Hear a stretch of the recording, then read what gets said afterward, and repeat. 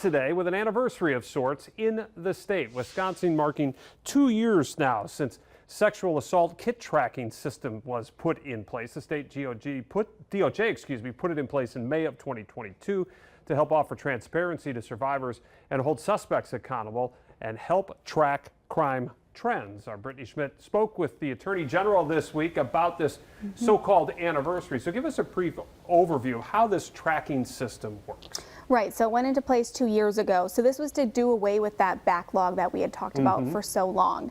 So what it does is, so when there is a sexual assault kit collected, according to state law, it has to be from hospitals and from law enforcement agencies. It has to be submitted to the crime lab within a certain time frame. Even if this person does not want to press charges or have it tested, it's still sent to the crime lab and then it stays there for 10 years so that decisions can be made after the fact. So again, it's within a certain time frame and it's no more of a backlog.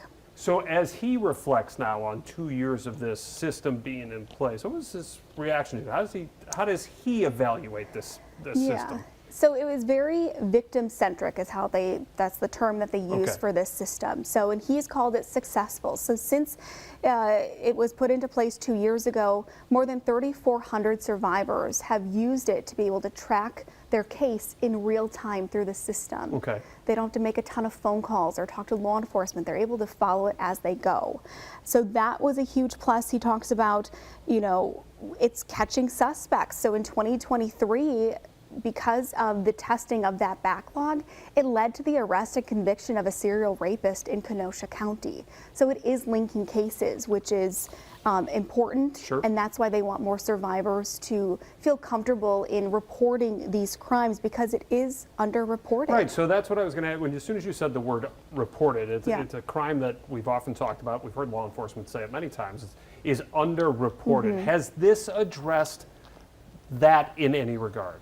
It has in a sense. So when I was talking to the Attorney General, I kind of asked him that question, and he said it helps in a sense because before this tracking system, there really was no data to really track for law enforcement officials or for the state to figure out why it's being underreported or how to prevent it in the first place, right? That's the issue. Sure.